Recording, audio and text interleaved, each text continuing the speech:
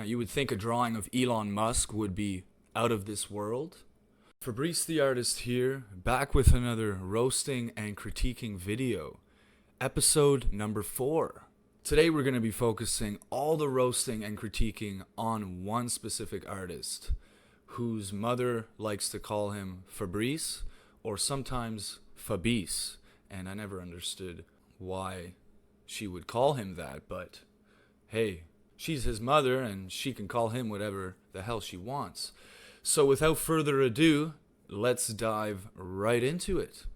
So first up, we have a drawing done in 2019 of Ariana Grande. Now, the first thing that jumps out to me is the proportions are okay. It looks like she's got zero jawline and some fat cheeks, which we all know Ariana Grande doesn't actually look like that. So this artist definitely royally messed up on that part, but we'll give him a little bit of a pass because this was one of the first drawings that he did in like 2 years. So I think he was just getting back into it at this point. Another thing that stands out is the fact that there's a pencil just sticking out in that corner. So even something as simple as taking a good picture of his drawing, he royally messed that part up too. Like, how do you mess that up?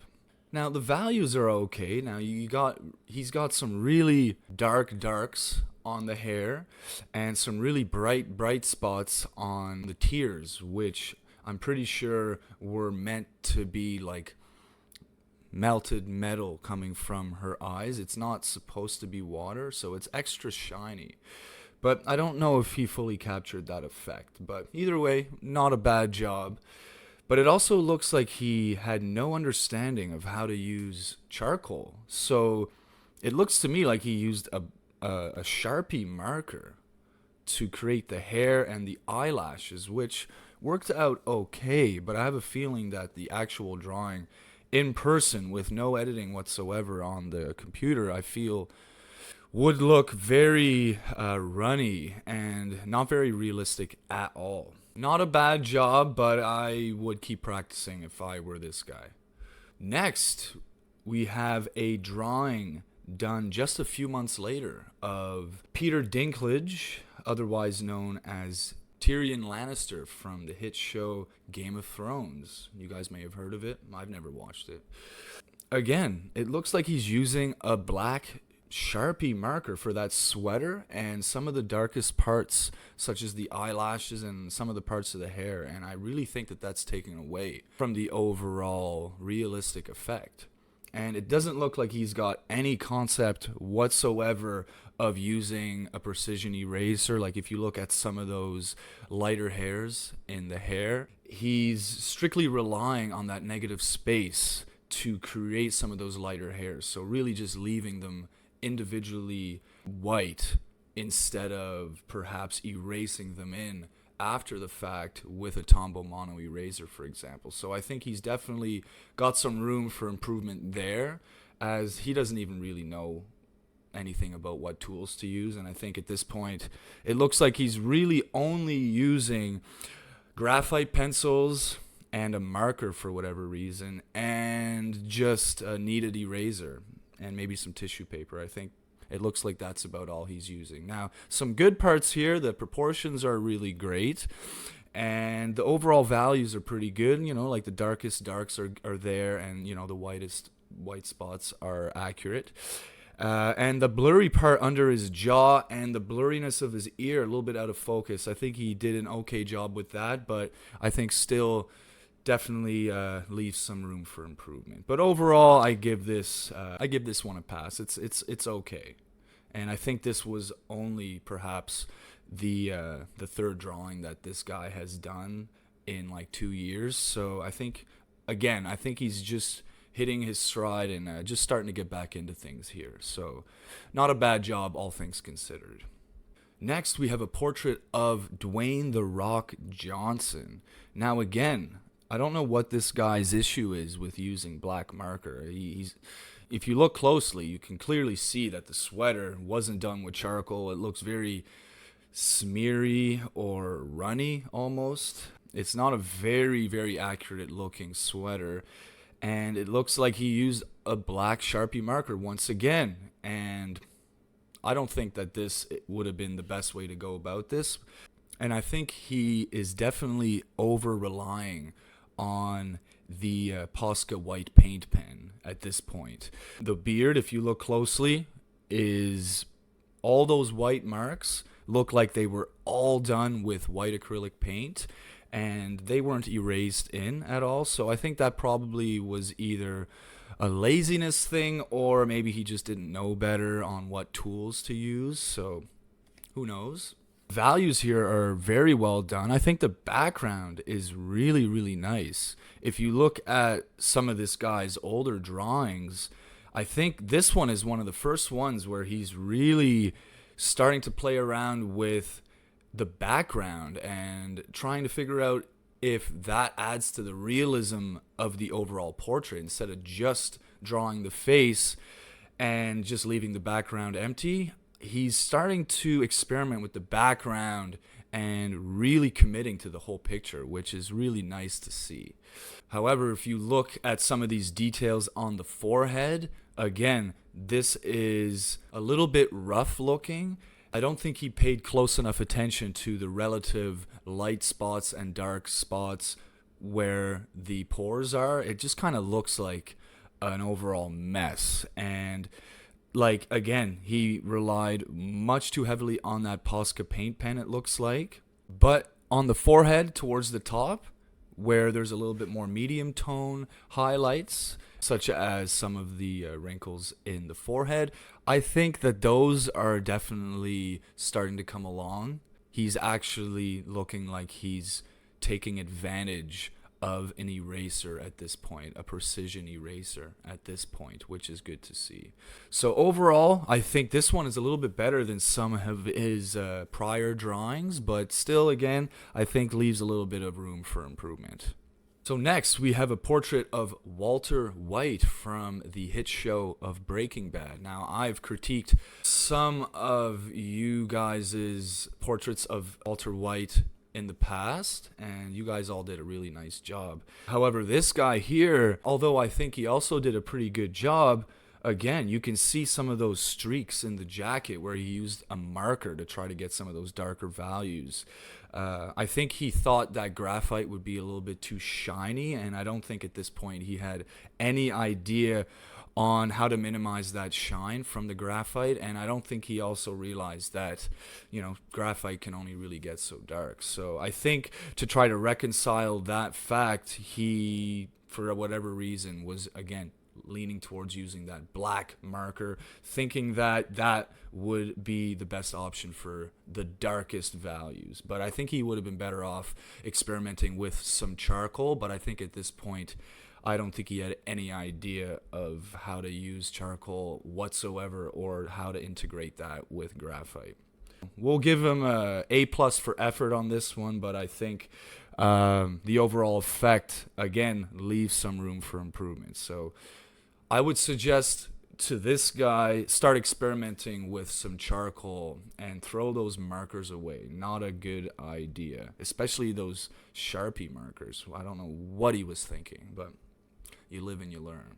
But overall, I think the proportions are excellent.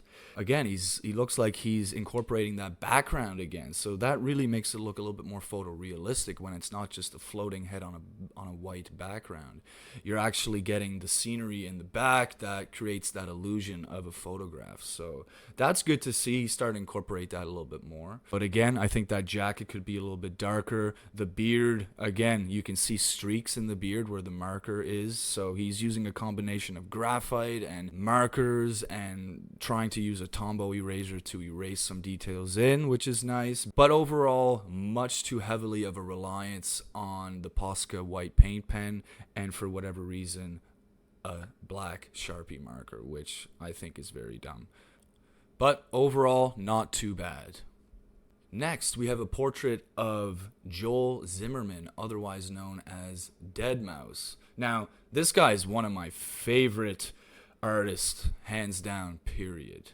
So it's pretty cool to see this guy drawing Deadmouse and incorporating two different pictures into one, right? So it looks like he took an image of Deadmouse as himself without the mask and juxtaposed it next to the a separate picture of Deadmouse performing with his mouse helmet on, which was really cool and innovative to see them do that. Now again, if you look closely at his shirt or the ears on the helmet, you can see a streakiness that is caused by, again, that Sharpie marker. So I really hope that this guy stops using that marker soon, as I think it's really holding him back in his artistic ability here. Another thing, the background here looks quite blotchy, not very smooth at all. It looks like he didn't really do any blending or anything. He just kind of used a graphite pencil to just fill that background up with graphite. And I have a feeling that the real drawing in person, I think the background probably looks a little bit shiny, unlike this picture here. So there might have been a little bit of editing involved here to get rid of that shine, or he had to play around with the lighting a little bit. Who knows? But again, you can see that Sharpie marker lines on the hair, and I think he would have been better off, again, using some charcoal powder or a 6B charcoal pencil to achieve this. And again, if you look closely at his forehead, those white details were not erased in. They were added in with a white Posca acrylic paint pen, which sometimes can be okay, but I don't overall think that that is the best way to go. I think it looks a little bit rough and unrealistic. And I think he would have been better off trying to erase them in individually instead of taking a shortcut, I guess you could say, and using that paint pen instead. Overall, I really like the concept where he took the separate images and combined them together. It almost looks like his face is rising out of the background of his performance. So I think that that's really cool, but I think if we're nitpicking, there's definitely some room for improvement on some of the ways that he executed some of these parts here. But overall, not too bad. Okay, next we have a portrait of Angelina Jolie. Now, at first glance, this looks way different than some of the other portraits that this guy has done. It looks to me like he's definitely shown some improvement here. I think this drawing is probably a little bit bigger than the other ones. This one looks a little bit closer to like a 19 by 24 inch portrait instead of like those other smaller ones that are 11 by 14. Now you can fit a lot more detail into a larger scale portrait like this, so it definitely looks more realistic than some of the other ones that we looked at so far.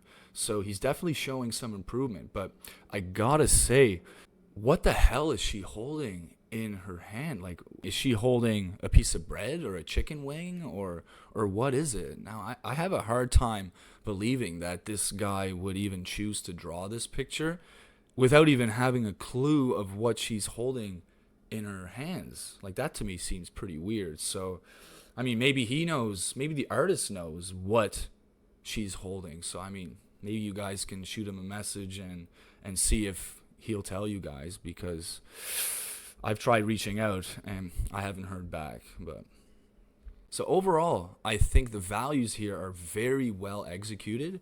The face is really nice and smooth. That contrast between the really dark hair and that really nice, bright, smooth skin, I think is a really nice touch. I think some of the details on the lips are really well done. Now I can see a little bit of the use of that Posca white paint pen on some of the white highlights, but it's really subtly used. So I think in this case it was like just the perfect use of that Posca paint pen, and it looks to me like he's not overusing it at this point, and he's just using it for just those white specks or very, very subtle white highlights, and really just capping it just at that and not overusing it in any way. So that's really good to see. However, I think those fingers, especially that bottom one on the left hand side, looks very, very blotchy and unrealistic. It looks to me like he rushed that last part. I'm pretty sure this artist draws from top left to bottom right, so that last finger, I think, probably would have been one of the last parts that he would have been drawing. So it looks to me like he was rushing it towards the end just to get it done, maybe. And I think he probably was sick and tired of looking at whatever that unknown thing is that she's holding. Who even knows? But overall, not too bad. He's definitely showing some improvement from his other works. But again, I have a hard time getting past that thing that she's holding and the unrealistic finger underneath. So here we have a really nice portrait of Rihanna. The proportions and the values here look really good. I would say the background looks a little bit blotchy though. I'm not sure what happened there. It does look like an interesting concept with the cracked doll effect on her face. I'm not sure why he would have done that. I don't know if that's meant to symbolize something or what he's trying to do with that, but I guess it's an interesting effect. However, if you look closer, it looks like there is a part of the paper here that is ripped, perhaps, and it looks maybe like he was just drawing those cracks in that part of the face to maybe cover up that royal mess up of that rip in the paper. So if that's the case, I think that probably was an okay save on his part. At that point, it probably would have been a judgment call to just quit or keep going, perhaps. So I think in this case, he probably made the right decision and decided to keep going and kind of improvise to try to cover up that rip in the paper, which I guess unless you look really closely, it is hard to tell. So overall, I think that was a pretty interesting recovery. And I would just suggest that he turn up the air conditioning next time and just make sure he just doesn't ever sweat on his paper ever again, or whatever else that it was. Maybe he was drinking water next to his drawing, which is royally stupid. Don't ever do that. But I'm sure this guy learned his lesson, and whatever caused that won't ever happen again. But we'll say good save on his part.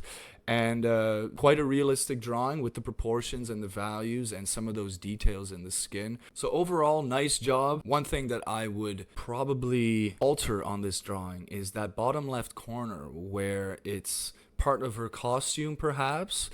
For whatever reason, he felt the need to include that. I think that this drawing would have been much more symmetrical and beautiful had he just drawn the rest of her shoulder down to the bottom of the page without including that bottom left-hand part of her outfit. But overall, good job, and I'm sure he won't make that mistake ever again. Next, we have Leo DiCaprio.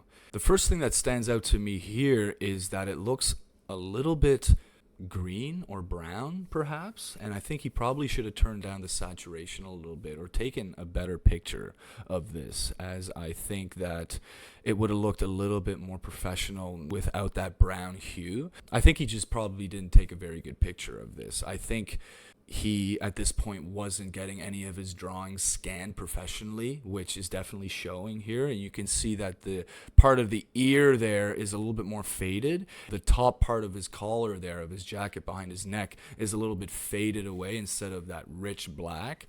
Now, that could be a function of the really bad picture that he took, or maybe he just didn't make it dark enough. Who can really tell? But I have a feeling that it's just a really bad picture and that the drawing is a little bit darker in those parts than what's shown here.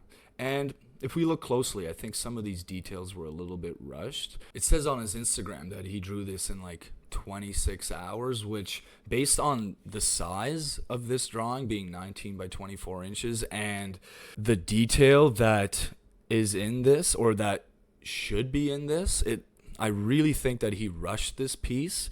And like this to me looks like it should be at least a 50 to 60 hour piece, bare minimum. And I think some of these details on the forehead were very well rushed, and as well as some of the details on the cheek. The overall effect is still there. It definitely still looks like him. But if he's trying to get to that next level in hyper-realism, I don't think this is going to cut it. He's going to definitely have to step it up a little bit and stop taking shortcuts on some of those details. Okay, so I really like the texture on the jacket. I think he did a really good job on that. It looks to me like he's starting to really get a hang of the charcoal powder and using that perfection eraser pencil to erase some of those textures in. You know, instead of trying to individually draw them, he's erasing them in, which is a really nice touch. But I think some of those details were a little bit rushed, and I think he probably should have put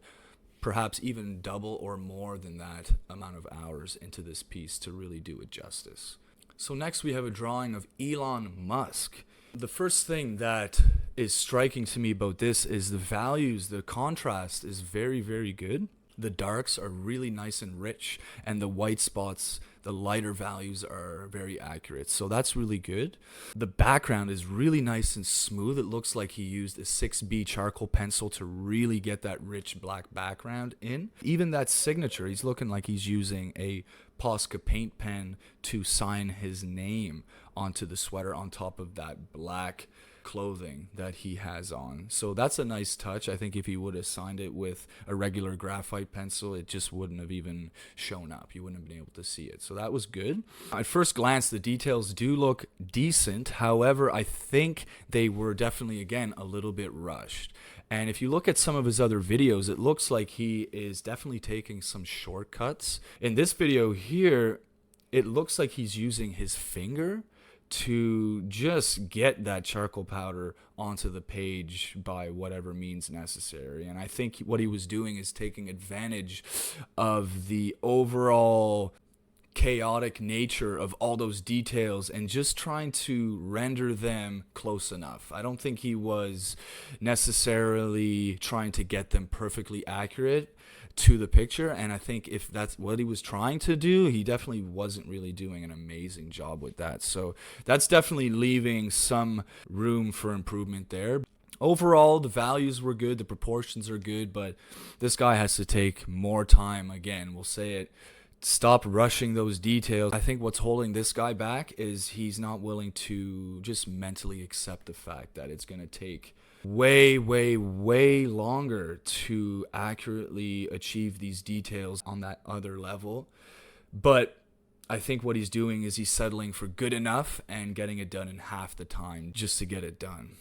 So I think what's holding him back is he's got to be willing to accept the fact that he's got to be spending 2 or 3 times as long on his drawings to get just a little bit better and more accurate, which is sometimes a tough pill to swallow, I understand, but you got to do what you got to do in order to get better. And last up, we have a drawing of Rihanna. The values here are very rich and striking. I really like the way the hair is flowing all nice and uniformly next to her face. That looks really nice. However, her cheek is really blotchy, and if you look closely, it looks like, again, he used a Posca paint pen to add some highlights and shine to that cheek, which I think is a huge mistake. I think definitely that is by far the weakest part of this drawing. So you would think he would learn at this point not to continue to use that marker too much. This is something that a lot of artists do, and I really hope that he learns his lesson one of these times. Overall, I think that the details on the rest of this are really well done. I really like those little hairs on the forehead, on that hairline. Almost like these little baby hairs. That was really well done. And the rest of the face looks pretty smooth. And again, that really rich black background, really well done. So good job on that.